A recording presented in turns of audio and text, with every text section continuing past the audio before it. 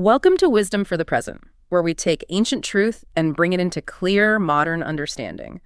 This episode uses AI-generated narration based on human-researched and written material. It's great to be here to get into this one. Yeah, I'm really excited.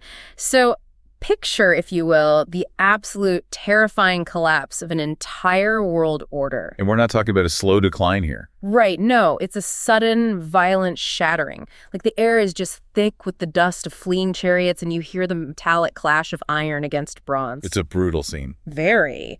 You are standing on the slopes of Mount Gilboa, which is this jagged ridge overlooking the Jezreel Valley. And for decades, the people of ancient Israel had placed basically all their hopes, all their security into the hands of one man. Their very first king, Saul. Exactly. They demanded a king to make them like the other nations, someone tall, imposing, someone who could guarantee their safety against the Philistines, who were basically the encroaching superpower of their day. Right. They wanted a visual deterrent. Yeah. And on this specific day, on this mountain, that entire experiment ends in a complete bloodbath. The Israelite lines have broken.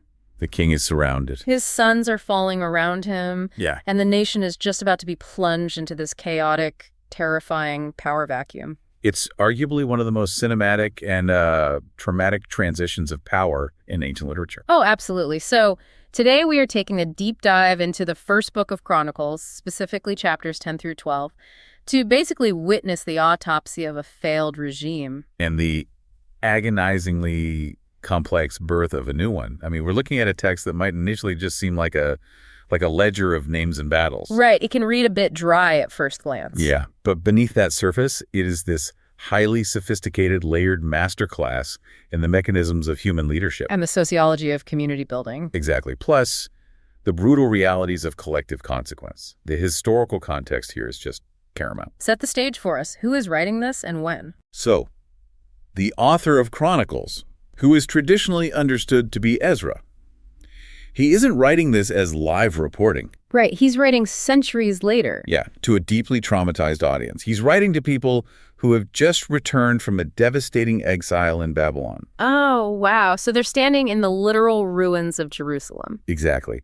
They are looking at the rubble of their society, and they're asking this fundamental question: how do we rebuild? Like, what makes a society endure and what makes it collapse? That makes so much sense. So the author takes them all the way back to the original collapse, the death of Saul, to show them the blueprint for the enduring system that followed under King David. Which is exactly why this ancient text is just pulsating with relevance for you listening right now in the 21st century. Absolutely. I mean, we might not be fighting off chariots with bronze spears, but the underlying mechanisms haven't changed. Not at all. Why organizations fracture, why toxic leadership destroys communities, how you actually build unbreakable trust from ground zero, that's all exactly the same today. 3,000 years later, human nature is identical. Yeah.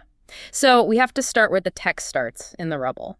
Chapter 10 really pulls no punches. No, it is incredibly bleak. The battle is lost, the Philistine archers have found their range, and Saul is critically wounded. He's cornered, he's bleeding out, and he is hyper-aware of what's going to happen if the Philistines take him alive. Right, because ancient Near Eastern armies were famously creative in their cruelty toward captured royalty. Oh, horrifically so. So Saul turns to the man closest to him, his armor-bearer, and issues this final desperate command. He says, "Draw your sword and thrust me through." It is the ultimate moment of isolation.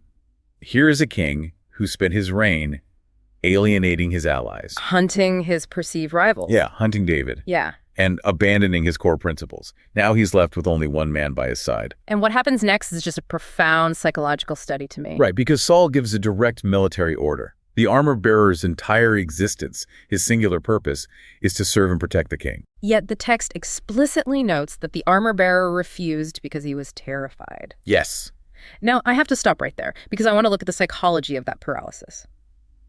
A surface reading might suggest he was just afraid of the approaching Philistines. Which would be natural, sure. Right, but I don't buy that. This is a battle-hardened soldier. He's seen death before. Exactly. And he knows they're both going to die on that mountain anyway. To me, his terror seems rooted in something much, much deeper. Like what? Was he terrified of the spiritual and social taboo of striking the king? We know from earlier narratives that Saul was considered God's anointed. Even David refused to touch him because of that sacred status. Right. So is the armor-bearer trapped between his military duty to obey an order and this profound cultural conditioning that says striking this man is a cosmic crime? That is exactly the tension. You are pinpointing the exact mechanism of his paralysis. Okay, unpack that for me. In the ancient Near Eastern mind, the anointing of a king wasn't just like a political ceremony.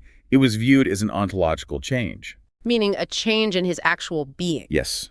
The king was seen as the physical bridge between the divine order and the earthly realm. Wow. So to strike him, even if he was a failing, bleeding man begging for the blade to do that, was to strike at the architecture of the cosmos itself. So the armor-bearer isn't just watching a battle being lost. He's watching the physical and ideological structure of his universe disintegrate. Simultaneously. It's a complete system failure. And when he refuses, Saul is forced to take his own sword and fall upon it. And observing this complete breakdown, the armor-bearer immediately falls on his own sword, too. It is a grim, tragic cascade. It really is. But the tragedy doesn't end on the mountain. The text zooms out to show the blast radius of this single event. And this is where the commentary from Matthew Henry, who is this incredibly insightful historical theologian, it just absolutely stops you in your tracks. Yeah, he synthesizes the outcome of this battle with one devastating sentence. He says, "Princes sin and the people suffer for it." Princes sin and the people suffer. It is a heavy, inescapable sociological reality. Because Saul's moral and strategic failures were not private. No, they were totally systemic. The text describes the immediate fallout. When the Israelites in the surrounding valleys saw that the army had fled and that the king was dead, they basically just abandoned their cities and fled. And the Philistines simply walked in and took over their homes, their fields, their infrastructure. Exactly. I really want to dig into the mechanics of that suffering. Because in an ancient agrarian society, abandoning your city isn't just an inconvenience. Oh, it's catastrophic. You are leaving behind the grain stores you need to survive the winter. You're leaving the defensive walls. You're instantly becoming a refugee. You're suddenly totally vulnerable to starvation, exposure, and slavery. And the tragic part is, the people in those valleys didn't make the reckless decisions Saul made. Right. They didn't consult the mediums. They didn't disobey the foundational laws. Yet they are the ones losing absolutely everything. Precisely. And this is where we really have to translate the ancient context into our modern reality. We often suffer under this delusion of hyper-individualism today. Oh, big time. We love to think that our choices only impact us. Yeah, we think our ethical compromises or our secret failures or our toxic habits are just contained to our own lives. But leadership, whether you are a CEO, a parent, a community organizer, or a mid-level manager, it is fundamentally about interconnection. The node at the center of the network. Right. When the node at the center of the network rots, the entire network degrades. The corporate analogy is almost too perfect here. Let's hear it. Okay, imagine a chief executive who, over a period of years, becomes increasingly paranoid and isolated, much like Saul. Okay, pretty common scenario. Yeah, so they stop listening to their board, they push out all the competent advisors because they feel threatened by them. And they start making massive, reckless financial bets based on their own unchecked ego. Yes. Eventually, the market turns. The company's stock plummets, and the CEO is forced to resign in disgrace. With a golden parachute, usually. Right, but the fallout doesn't stop at the C-suite. The result is thousands of layoffs. The pension funds evaporate. The everyday employees. Exactly. The administrative assistants, the warehouse workers, the people who had absolutely zero input on those catastrophic decisions, they're the ones who lose their livelihoods and their homes. The blast radius of an isolated leader's failure is enormous. It is enormous, and the text pushes this uncomfortable reality even further, which creates a significant obstacle to growth for a modern reader. It forces us to confront the terrifying reality of shared fate. Right. The chronicler specifically notes that Saul died, and his 3 sons and all his house died together. Matthew Henry expands on his previous point here, shifting from the political to the familial. He says parents sin and children suffer for it. That's heavy. He deliberately highlights the tragedy of Jonathan, Saul's eldest son. Henry calls him gracious, generous man. And if you know the broader history from the books of Samuel, Jonathan was heroic. He was deeply loyal, incredibly brave. Yeah, and he actually recognized David's legitimacy. He actively tried to protect David from his own father's paranoia. He did everything right. Which is exactly why this part of the text is something I genuinely struggle with. As a modern reader, my immediate reaction is absolute outrage. Because it feels so unjust. It violates every modern sensibility of fairness we hold. Why should Jonathan, who acted with such integrity, bleed out on that mountain right next to his corrupt, deeply flawed father? It's a hard pill to swallow. It is. We operate on a paradigm that says every individual should stand or fall based entirely on their own merit. If you do the crime, you do the time. The idea of a collective consequence, of a generational curse, essentially, it feels barbaric to us. Totally barbaric. I understand the resistance entirely. We naturally recoil from it.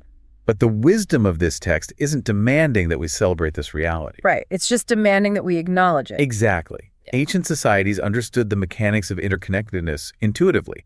They knew that a family, a tribe, or a nation was a single organism. If the head makes a fatal error, the limbs still die. Yes, we try to pretend that mechanism doesn't exist today, but it absolutely does. A parent's hidden addiction, a leader's financial corruption, a partner's deceit. These actions do not occur in a vacuum. The shockwaves inevitably strike the innocent people closest to them. So the value for you, the listener, isn't to wallow in the unfairness of it all. It's to let the terrifying weight of that reality reshape how you make your own decisions. Like asking yourself, who is tethered to you? Precisely. Who is standing on your mountain, whose survival is tied to your integrity? Wow. That is a profoundly sobering question. It forces you completely out of your own ego. It demands that you look at the faces of the people who will pay the bill for your compromises. But if we are going to learn how to avoid Saul's fate, we need to look closer at the autopsy. The text doesn't just show us the collapse. It specifically diagnoses the disease. Albert Barnes and Matthew Henry both drill down into the specifics of why Saul fell. It wasn't just bad luck on the battlefield. The text says he died for his transgression, specifically because he did not keep the word of the Lord and because he sought guidance from a medium, a familiar spirit. Ah, yes. The consultation with the medium, the famous Witch of Endor narrative from the book of Samuel, which the chronicler references right here. It's a fascinating study in the psychology of desperation. How so? Notice the sequence of events. Saul didn't start his reign consulting mediums. He didn't seek out toxic back channels when he was confident and victorious. Right. He went to the medium on the eve of this final battle. Exactly. When he was terrified, when he saw the massive Philistine army, and when the legitimate, principled channels of wisdom had gone completely silent on him because of his prior disobedience. Oh, this is such a recognizable pattern today. Isn't it? When a leader's foundational principles erode, it usually happens slowly. They cut a corner here, they ignore a core value there. And then a crisis hits. Right. The pressure skyrockets, the legitimate systems they dismantled can no longer help them. And in that state of panic, what happens? They look for the quick fix. Yes. They turn to toxic advice. They find the sycophant or the ethically compromised consultant who will offer a magical solution. Or just tell them what their ego desperately needs to hear. Exactly. They abandon the hard, principled work for the illusion of control. And as Henry points out, that kind of disobedience to foundational truth is a killing thing. It is the final severance of the leader from reality. But, and this is a big but, even in the overwhelming darkness of chapter 10, amidst the slaughter and the mutilation of the royal bodies, The author inserts this sudden, striking glimmer of honor. the men of Jabesh Gilead. This might be one of the most underrated acts of courage in the entire ancient record. Set the scene for us. Okay, so the Philistines have completely humiliated the Israelite nation. They've taken the bodies of Saul and his sons, stripped them, and fastened their severed heads in the temple of their god, Dagon. As violent trophies, it is the ultimate desecration. Right. Now, the surviving Israelites could have easily justified doing absolutely nothing. They could have said, Saul was a tyrant. He brought this on himself. He got what he deserved. Let the Philistines have him. Which is the entirely natural, cynical human response to the downfall of a flawed public figure. Yep. But the valiant men of the city of Jabesh Gilead hear about this, and they refuse to let the story end in complete degradation. The text says they arise, all the valiant men. They march through the night, deep into hostile, occupied territory, risking their own lives. And they take down the bodies of Saul and his sons from the wall. They bring them back, bury their bones respectfully under an oak tree in their city, and fast for 7 days. It is an extraordinary demonstration of duty and human decency. Matthew Henry reflects on this incident and extracts a vital principle. Respect is due to the remains of the deceased, regardless of their final moral standing. Right. But if we translate this into a modern context, The application for you, the listener, is immensely challenging. It's about maintaining your own honor and your own character when dealing with disgraced figures. I see exactly where you're going with this. We live in an era that's basically defined by public shaming. And the gleeful destruction of reputations. Oh, yeah. When a public figure or a celebrity or even a colleague falls from grace, there is an immediate rush to join the mob. It feels almost intoxicating to mock them. To dissect their failures, to desecrate their metaphorical bodies in the public square. Exactly. The psychological mechanism at play is that by amplifying their failure, we somehow validate our own righteousness. Oof, that's true. But the men of Jabesh Gilead provide a stunning counter-narrative. They really do. They show us that how we treat the fallen, how we handle the ruins of someone else's life, says vastly more about our character than it does about theirs. Wow. These men maintain their own dignity, their own standard of honor, even when the man they were honoring had abandoned his own. They refused to let the brutality of the situation make them brutal. Refusing to let the brutality of the situation make you brutal, that is a brilliant transition point, because you cannot build a new, healthy system using the toxic tools of the old one. No, you can't. So we are moving from the ruins of Saul's isolated, paranoid, and ultimately self-destructive leadership into the foundation of something entirely unprecedented. Chapter 11 violently shifts the scene. We leave the bloody slopes of Mount Gilboa and we move to the ancient city of Hebron. Where the rise of David is finally solidifying. And here, the timeline is everything. To understand the mechanism of David's success, we have to look at what he did not do. What didn't he do? He did not immediately march into the capital and declare himself the absolute ruler of the universe the moment he heard Saul was dead. Which is what you'd expect. Right. The historical context drawn from the parallel accounts in Samuel reveals a crucial detail. David waited.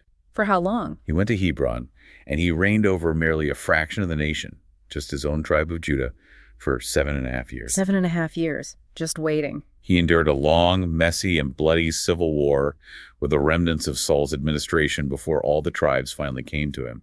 Matthew Henry uses a beautiful agrarian metaphor to describe this period. What does he say? He writes that David's kingdom ripened slowly, like fruits that keep longest. Like fruits that keep longest. That hits so hard today.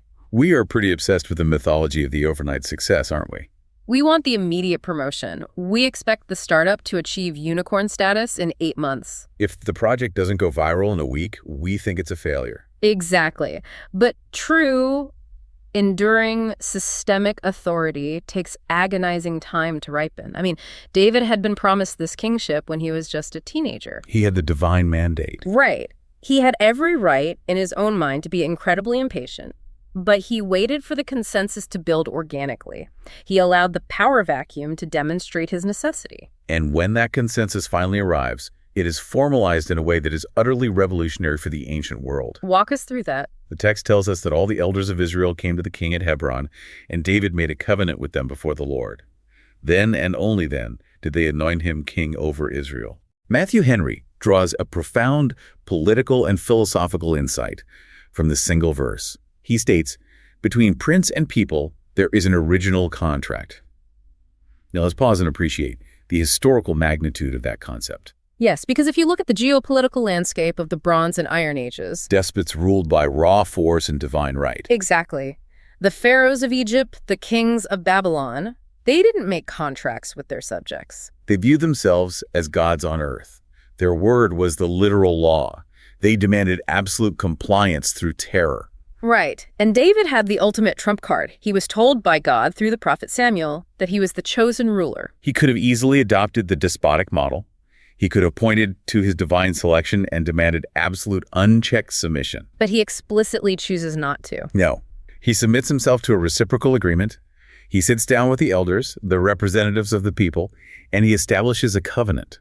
He agrees to operate within the bounds of a shared law. That's huge. If you zoom out and look at the trajectory of human history, this concept of an original contract that Henry identifies is the exact seed that millennia later, political philosophers like John Locke and Jean-Jacques Rousseau would cultivate into the social contract theory. The foundational idea that legitimate government power must be derived from the consent of the governed. Exactly.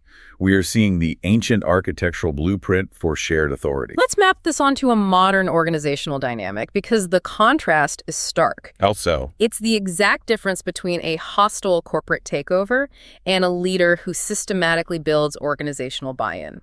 Okay, give me an example. Imagine a new CEO is parachuted into a struggling company. They have the mandate from the board. They have the title. They could just walk in on day one, fire half the executive team, issue a dictatorial memo of new rules, and say, I am the boss, get in line or get out. And they will likely get compliance. But it will be compliance driven entirely by fear and self-preservation. It is incredibly brittle. Exactly. The moment that CEO shows weakness, the team will turn on them. Right. Now compare that to a leader who comes in with the same mandate, but they spend the first 6 months sitting down with the division heads. They talk to the middle managers, they fly out to the regional offices to listen to the sales team. They absorb the culture. Yes, they identify the shared pain points and they build a mutual vision. They establish a covenant. That second leader proves that true sustainable authority is not imposed from the top down. It is shared and validated from the bottom up. And the immediate result of that shared, validated authority is explosive momentum. Because right after this covenant is sealed, David doesn't just sit on a throne in Hebron. He immediately mobilizes this newly unified, deeply committed force to tackle the greatest strategic obstacle in the region, the city of Jebus. Which we know is Jerusalem. Right. If David is going to unite the northern tribes and the southern tribes, he needs a capital city that is geographically central and politically neutral. Jebus is perfect. But there is a massive problem. The Jebusites have held this fortress for centuries. It sits on a steep ridge, it is highly defensible, and the Jebusites are incredibly arrogant about it. They literally look down from the walls of Zion and taunt David, shouting, "You shall not come in here." They believe they are untouchable. Now, how does David solve this? A lesser leader would simply order wave after wave of his new soldiers to attack the walls, using them as cannon fodder until the city fell. But David understands the mechanism of elite motivation. He issues a challenge. He says, whoever strikes the Jebusites first shall be chief and commander. He offers the ultimate incentive. And who steps up to take the impossible risk? Joab. Joab goes up first, breaches the defenses, and takes the castle. This highlights another brilliant piece of commentary from Henry regarding leadership and human ambition. That's the quote. Henry writes, "Take away honor out of the soldier's eye, and you cut off the spurs from his heels." That is the core mechanism of extraordinary achievement. It really is. If you want people in your organization or your movement or your community to do impossible things, if you want them to scale the walls of an impenetrable fortress, you cannot just demand it of them. You have to provide the spurs. You have to cast a vision of honor, of profound recognition, of meaningful reward. You have to find a way to align their deep personal ambition with the overarching organizational goal. Joab desperately wanted to be the chief commander. David desperately needed the city. By offering the spur of honor, David aligned their interests perfectly, and the impossible was achieved. And that concept of extraordinary individuals achieving impossible things leads us directly into the next major, highly detailed section of the text, the roster of David's mighty men. From chapter 11, verse 10 onward, the narrative radically zooms in. We've seen the macro-level geopolitical shifts and the covenants. Now the chronicler forces us to look at the micro-level, to look at the specific named individuals who form the elite tip of the spear. The underlying message here is clear. David's greatness did not exist in a vacuum. The text explicitly says these men gave his kingship strong support. A visionary leader is nothing without highly competent, intensely dedicated operators to execute the vision. I love this section so much. Why is that? Because reading it feels like reading the origin stories of a mythological superhero team. It really does. The feats described are almost incomprehensible. You have Jashobim, the chief of the 30, who lifted his spear against 300 men and killed them in a single encounter. Just wild. And you have Eliar, who stood his ground in a field when the entire rest of the Israelite army fled in panic from the Philistines. And I want to pause on Eleazar for a moment to highlight a fascinating textual detail. Okay, what is it? The chronicler notes that Eleazar defended a plot of ground full of barley. However, Albert Barnes, in his commentary, points out that if you look at the parallel account of this exact battle in the book of 2 Samuel, it says the field was full of lentils. Barley versus lentils. Why does that discrepancy exist? Barnes suggests it is highly likely an accidental textual corruption that occurred during the centuries of hand copying the ancient scrolls. Like a typo. Essentially, yes. In the original Hebrew, the words for barley and lentils look incredibly similar structurally. A scribe copying a fading manuscript centuries later could easily mistake one for the other. I actually find that incredibly comforting. Right. Because it strips away the magical, sanitized view of history and grounds the text in the messy human reality of its preservation. It shows us real human hands carefully, but imperfectly, passing this data down through the generations. But whether he was standing in a field of barley or a field of lentils, the core truth remains. Eleazar stood his ground when the structural integrity of the army collapsed around him. And then you have my absolute favorite, Benaiah. Benaiah's resume is staggering. It is ridiculous. Yeah. The text says he killed 2 lion-like men of Moab. Okay. And then he goes up against a massive Egyptian giant. The text specifically notes, the giant was 5 cubits tall, that's about 7.5 feet, and he is carrying a spear with a shaft as thick as a weaver's beam. And what does Benaiah have? Benaiah goes out to meet this giant, armed with nothing but a walking staff. Unbelievable. He literally snatches the massive spear out of the giant's hand and kills him with his own weapon. Wow. But the crowning achievement, the detail that always sticks with me, is that Benaiah went down and killed a lion in a pit on a snowy day. Now, we need to apply some serious wisdom with discernment right here. Definitely. A modern listener is hearing these accounts of staggering violence, hand-to-hand combat, and blood-soaked fields, and they are rightly asking, what on earth does this macho Bronze Age warfare have to do with my life as a software engineer or a teacher or a nurse? Right. We have to recognize that the ancient context was undeniably brutal. Survival in the ancient Near East was predicated on physical dominance. But we don't study these texts to learn military tactics. We study them to decode the anatomy of courage. Let's break down the anatomy of Benaiah's courage, specifically the lion in the pit. Look at the variables of that fight. You have a deadly apex predator. You are in a pit, meaning you have 0 room to maneuver and absolutely no avenue of escape. And it is a snowy day. Meaning the terrain is freezing, slippery, and your body is physically compromised by the cold. It is the absolute definition of adverse conditions. It is the ultimate metaphor for facing an overwhelming crisis when every conceivable variable is working against you. And look at the mechanism of how he defeats the Egyptian giant. He is massively outmatched in size, reach, and weaponry. If he tries to match the giant force for force, he dies instantly. So what does he do? He uses agility. He closes the distance, disarms the opponent, and turns the giant's own massive momentum and strength against him. In a modern context, whether you are dealing with a hostile corporate competitor, a terrifying medical diagnosis, or a catastrophic financial failure, This is about intellectual and emotional agility. it is about maintaining absolute clarity when you are vastly under-resourced, identifying the opponent's leverage point, and dismantling an overwhelming problem from the inside out. That is how you extract the wisdom from the warfare.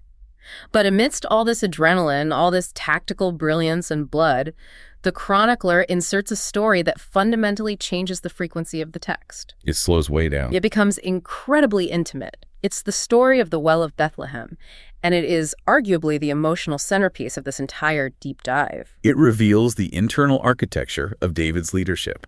Set the historical scene for us. Okay, so we are flashing back slightly to the time when David is still a fugitive, running from Saul. He is hiding out in the cave of Adullam. He is exhausted, dirty, and carrying the weight of his fragile rebellion. Meanwhile, the Philistine army has set up a massive occupying garrison right in his hometown of Bethlehem. So David is sitting in this cave, and he has a sudden, overwhelming wave of nostalgia. He remembers a taste of home. And he just sighs out loud. He says, "Oh, that someone would give me water to drink from the Well of Bethlehem, which is by the gate." Now, he isn't issuing a command to his troops. He isn't plotting a tactical raid. He is just a tired man expressing an impulsive, deeply personal longing. But the men in his inner circle are listening. 3 of the mightiest men hear that sigh. And without being asked, without telling David their plan, they launch a Black Ops mission. They break through the heavily fortified Philistine lines. They fight their way through the occupied town to the well by the gate, draw the water, fight their way back out, and bring it to the cave. And they hand this cup to David. Now here is where the story pivots. David looks at the water. He looks at his men, likely covered in dust and blood, who just risked their lives for a drink. And he absolutely refuses to drink it. He pours it out on the dirt floor of the cave as an offering to the Lord, saying, "Far be it from me before my God that I should do this. Shall I drink the blood of these men? For at the risk of their lives they brought it." It is one of the most stunning, counterintuitive moments of leadership in history. And here is where I want to push back. Go for it. I want to look at this from the perspective of those 3 soldiers. You just risked your life. You fought through enemy lines to bring your commander the one thing he wanted. And he dumps it on the ground. Wouldn't that be perceived as incredibly ungrateful? Wouldn't you feel like your massive sacrifice was just insulted, treated as theatrical waste? That is a phenomenal question, and it requires us to understand the ancient mechanism of a libation offering, as well as the deep psychological nuance of what David is actually communicating. He isn't throwing the water away in disgust, right? No, he is elevating it. In the ancient world, to pour something out before the Lord was to declare it too sacred, too holy for common human consumption. By pouring it out, David is saying, your sacrifice is so massive, so valuable, that I am not worthy to consume it. Only God is. Matthew Henry breaks this profound action down into 4 distinct pillars of character. This is the practical core of our analysis today. Let's hear them. First, Henry says this act was a demonstration of repentance for weakness. Let's unpack the mechanism of that repentance. David realizes in that moment that he spoke unadvisedly. He let a fleeting, selfish desire slip out of his mouth without considering how his fiercely loyal team would react. He realizes that as a leader, his casual words carry immense, dangerous weight. He repents of being careless with the lives of his people. Precisely. Second, Henry identifies this as the denial of appetite. David refuses to indulge a foolish, nostalgic fancy. Henry writes an incredible sentence here. He says, "He that has such a rule as this over his own spirit is better than the mighty." True power isn't demonstrated by killing lions in pits or giants in fields. It is demonstrated by the ability to say no to your own intense internal desires when satisfying them would harm others. Which leads perfectly into the third pillar, devotion to God. As we discussed, he transforms the water into a libation. He takes the most precious, costly thing he possesses in that moment, something bought with the potential blood of his friends, and he dedicates it to a higher purpose. He refuses to make himself the ultimate idol of his men's devotion. And finally, the fourth pillar, tenderness of servants. This is the absolute defining contrast between David and the system that just collapsed on Mount Gilboa. Because Saul viewed his soldiers as expendable pawns to protect his ego. Exactly. David refuses to be prodigal, to be wasteful with the lives and the blood of his team. He publicly demonstrates that he values their safety far more than he values his own comfort. Let's translate this mechanism into a modern 21st century context, because the psychological bonding that occurs here is universal. Okay, give us an analogy. Imagine you work for a tech startup. It's been a brutal, terrifying year. To keep the company afloat, the founder asked everyone to take a 20% pay cut and work 80-hour weeks. The team bleeds for the company. Right. Finally, they close a massive funding round. The company is saved. The board of directors, thrilled with the survival, offers the founder a multi-million-dollar personal bonus for navigating the crisis. And what does the founder do? The founder looks at the check, looks at the exhausted team who sacrificed their personal lives, and says, "I cannot take this. My comfort cannot be bought with your sacrifice. Put this money back into the equity pool. Distribute it to the staff." Think about the neurochemical and social impact of that decision. What does that do to the culture of that organization? It creates unbreakable, titanium-level loyalty. Those employees will follow that founder through a brick wall. Why? Because the founder proved, when the stakes were highest, that they would never use the team simply to satisfy their own appetite. It is the exact opposite of the CEO who lays off 1,000 workers and then takes a massive stock payout. David proves he is safe to follow. Which brings us to a highly practical how-to for you listening right now. Leadership is not just for executives. Self-leadership is the prerequisite for everything else. So what's the challenge for our listener? What is one appetite, one impulsive desire, one comfort, one luxury, or even one need for validation that you can intentionally deny yourself this week, not as an exercise in punishment, but to build the neurological muscle of self-mastery. Because, as Henry so brilliantly noted, the one who rules their own spirit is better than the mighty. If you cannot deny your own appetites, you will eventually consume the people around you. That is a phenomenal challenge. Now, before we close the book on the mighty men and move to the final chapter, there is one more detail hidden at the very end of this roster that we must extract. Both Albert Barnes and Matthew Henry point out a radical inclusion in verses 39 and 46. At the end of the list of these elite, legendary Jewish warriors, we read the names Zelek the Ammonite and Ithma the Moabite. This is the microscopic detail that contains massive sociological implications. Why is that so shocking? To understand why, you have to know the ancient legal code. In the book of Deuteronomy, chapter 23, there is an explicit, rigid law stating that an Ammonite or a Moabite shall not enter into the assembly of the Lord, even down to the 10th generation. Wow. It was a severe cultural and religious boundary. Established because of deep historical animosity and betrayal by those nations. But look at what is happening here. Zelek and Ithma aren't just allowed to quietly live on the outskirts of the assembly. They are named among the 30 most elite, decorated, and trusted members of David's inner circle. They are the ultimate insiders. How is that possible, given the strict legal prohibition? Matthew Henry observes that these men must have approved themselves so heartily, so courageously to the interest of Israel and the vision of the king, that the rigid cultural law was essentially dispensed with in their case. The wisdom here is profound. It demonstrates that true merit, undeniable competence, and absolute alignment with shared values must eventually transcend rigid, outdated cultural boundaries. It is an ancient masterclass in talent acquisition and building a meritocracy. David recognized their character and their capability over their nationality or their pedigree. He built his team based entirely on who could execute the vision, not who fit the traditional demographic profile. If you are building a team today, do not let a rigid, "this is the kind of person we usually hire," mentality blind you. You might be ignoring the exact Zeleks and Ithmas, the brilliant outsiders who are the mighty people you desperately need to win the battle. That perfectly sets the stage for the final phase of our analysis. We have examined the elite core, the 30 mighty men. But a core group of 30 people, no matter how lethal or dedicated, cannot govern a nation.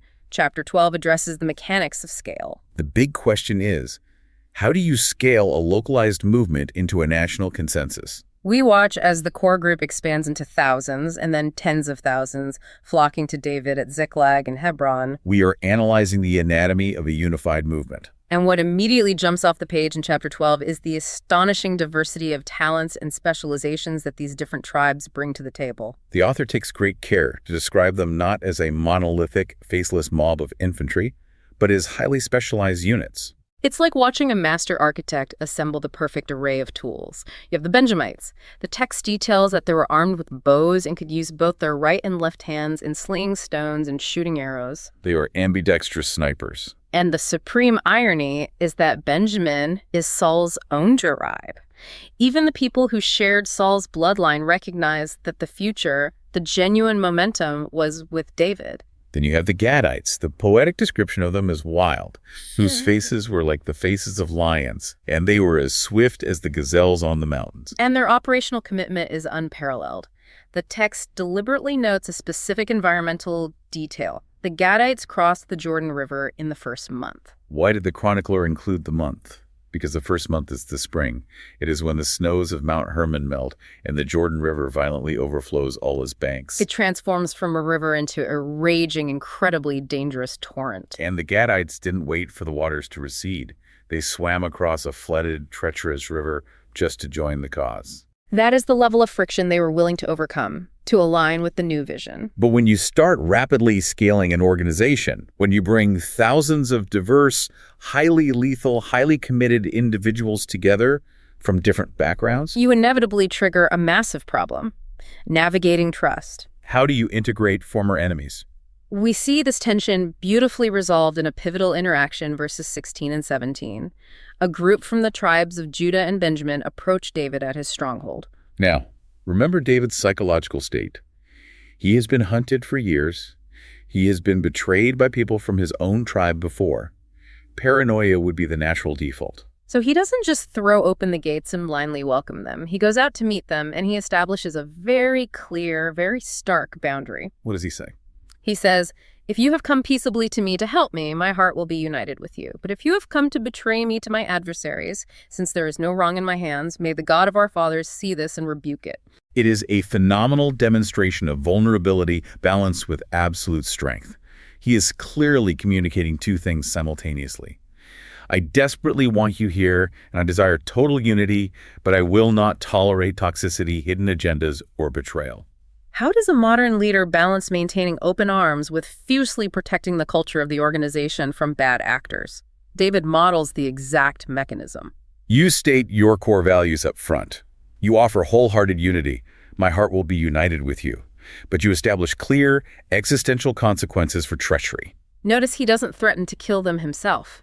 He appeals to a higher moral standard, the God of their fathers, to judge them. And the response he receives is the perfect template for how to join a new team. The Spirit comes upon Amasai, the chief of the captains, and he delivers this poetic, deeply aligning oath. He says, "We are yours, David, and on your side, you son of Jesse. Peace, peace be to you, and peace be to your helpers, for your God helps you." Look at the psychological de-escalation Amasai employs there. David approaches with high suspicion, essentially accusing them of potential treason. A lesser man, driven by ego, would have gotten deeply defensive. He would have said, "How dare you question our loyalty? Do you know who we are?" But Amasai swallows his ego. He meets David's suspicion with radical transparency and total alignment of purpose. He speaks peace not just to the leader, but to the entire organization. Peace to your helpers. And he validates the divine calling on David's life. When you are joining a new organization, especially one that has survived trauma or difficulty, bringing that kind of unreserved, ego-free, transparent commitment is the fastest mechanism to build instant trust. We are yours. That phrase completely disarms David's defenses. He receives them and immediately empowers them, making them captains of the troop. Now, as we continue through this massive roster, we hit a group that I believe is the most critical for our modern listeners to understand. Among the tens of thousands of warriors, we find the men of Issachar. Yes, the strategic intellect of the movement. The numbers leading up to this point are staggering. You have 50,000 from Zebulun, 120,000 from the tribes across the Jordan. It's a massive military machine.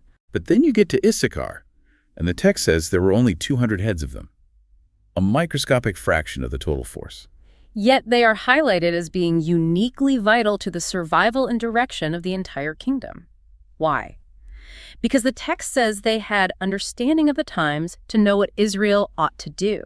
We have to break down the mechanics of what understanding the times actually meant in an ancient agrarian and tribal society. Right, because both Matthew Henry and Albert Barnes insist this phrase should be interpreted politically, culturally, and strategically, not merely astronomically or agriculturally. These 200 men were not frontline infantry. They were the strategic forecasters. They were the data analysts and sociologists of their day. But how did they gather that intelligence without the internet or global news? Through rigorous observation and synthesis. They monitored the major trade routes that passed near their territory. They observed the shifting alliances of the neighboring city-states. Oh, wow. They tracked the economic indicators of the agricultural cycles to predict famine or surplus. They listened to the cultural mood of the various tribes. They synthesized all this disparate data, and based on the patterns, they could say to the king, because the geopolitical landscape is shifting in this direction, and because the cultural mood is demanding this kind of stability, this is the specific strategic action we must take right now. I cannot emphasize enough how absolutely critical this function is today. If you are running an organization, leading a nonprofit, or even just managing the trajectory of your own career, and you only surround yourself with operators, people who only know how to execute tasks, hit sales quotas, and grind out the daily work, you will eventually march your incredibly efficient army right off a cliff. You desperately need the men of Issachar. You need the people who have the capacity to step off the battlefield, look at the macroeconomic horizon, read the cultural undercurrents, and say, hey, artificial intelligence is about to fundamentally render our current business model obsolete. We need to pivot immediately. Or the cultural mood of our demographic has shifted. Our current marketing strategy is going to cause a massive backlash. Matthew Henry has a brilliant observation regarding Issachar. He notes that they dealt mostly in observation and experience, and he provides a fantastic quote. A stander-by sees sometimes more than a gamester. The people who are actively playing the game, swinging the swords on the front line, are almost always too close to the action to see the entire board. They're blinded by the immediate friction. The men of Issachar understood the overarching times, and because of that deep contextual awareness, they knew what Israel ought to do. Notice that knowledge without application is useless. They didn't just write theoretical white papers, they provided actionable, directional intelligence. Actionable intelligence is the gold standard of leadership. Now, the text moves from the intellect of Issachar to the psychology of Zebulun. And again, the specific phrasing the chronicler uses is a goldmine for modern organizational psychology. Zebulun brings a massive force of 50,000 troops. And the text highlights two specific, interrelated attributes about them. They could keep rank, and they were not of double heart. Not of double heart. In older translations, such as the King James, it says they had a perfect heart. What this means in the practical mechanics of building a movement is that they were entirely devoid of hidden agendas. They possessed a singularity of purpose. Let's talk about the absolute exhaustion of dealing with a double heart in the workplace or in a community. Have you ever worked closely with someone who operates with a double heart? Yes. They sit in the strategic meeting, they nod their head, they publicly express total alignment with the company's mission and the team's goals. But privately, by the water cooler or in the Slack channels, they are constantly maneuvering. They're only looking out for their own promotion, their own silo, even if it comes at the direct expense of the team they just agreed to help. It is toxic. It drains the creative and operational energy out of any organization. It creates an atmosphere of constant low-level paranoia. And notice the direct causal connection the text makes.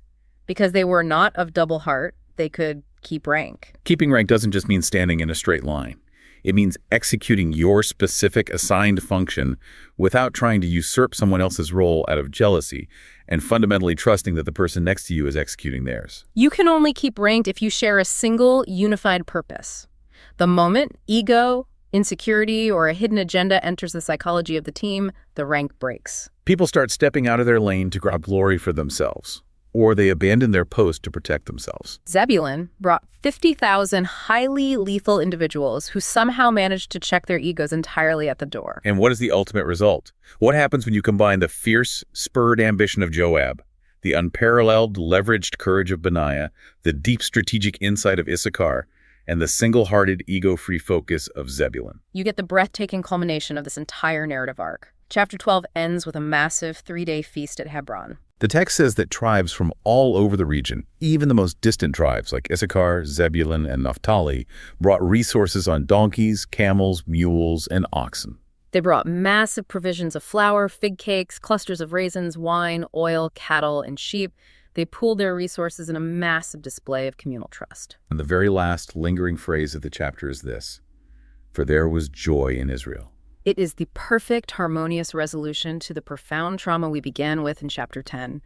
Think about the emotional journey of this text. We moved from the terror, the isolation, and the horrific suicide of Saul on the slopes of Mount Gilboa, a system shattering under the weight of its leaders' paranoia, to a scene of profound, unified, communal joy. And the underlying mechanism, the enduring wisdom here, is that when a movement is truly aligned, when diverse, highly specialized talents are submitted to a single, shared, covenantal vision without ego and without hidden agendas, the inevitable byproduct is joy. Not just military success, not just financial profitability, but deep, sustaining human joy.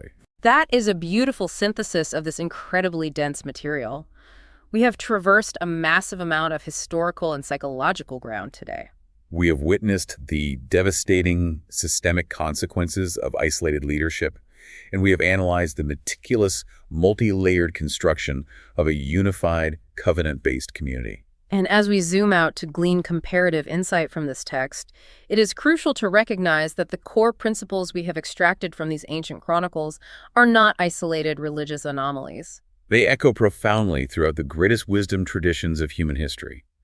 As we mentioned, the original contract David established at Hebron mirrors the foundational political philosophies of the Enlightenment. David pouring out the water from the well of Bethlehem, that profound denial of appetite to serve a higher purpose and honor the dignity of his men, perfectly aligns with the core tenets of Stoic philosophy, which prizes self-mastery over impulse above all else.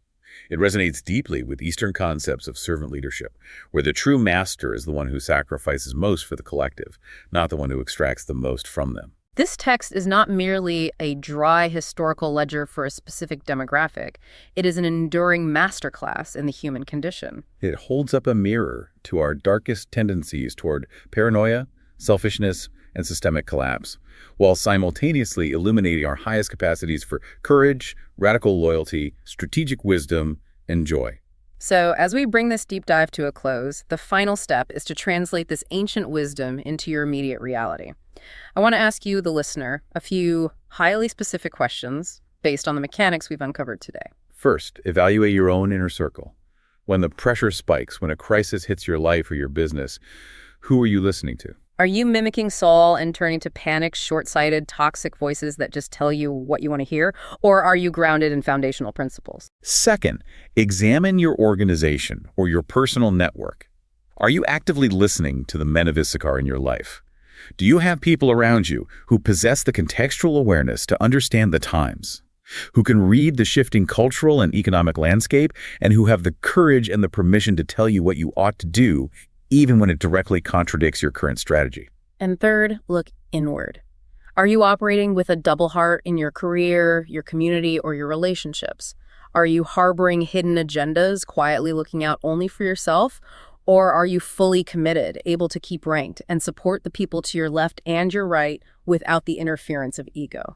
These are the rigorous, uncomfortable questions that transform ancient history into brilliant, modern clarity. And I want to leave you with one final, deeply provocative thought to explore on your own time. We spent a lot of time analyzing David and the Well of Bethlehem. I want you to think deeply about your own life right now, your own ambitions. What is your personal water from the Well of Bethlehem? What is that specific thing you are desperately, nostalgically longing for? Is it a specific promotion, a luxury, a level of comfort, or a certain kind of public validation? Now ask yourself the hard question. What might it cost the people around you to give that to you? Are you implicitly asking your team, your family, or your friends to put themselves in jeopardy, physically, financially, or emotionally, just to satisfy your appetite? And if they are loyal enough to bring it to you, do you have the strength, the profound self-mastery, and the honor to pour it out? That's the heart of this section. This is Wisdom for the Present, where understanding leads to clarity, and clarity shapes how we see and live. We'll see you in the next episode.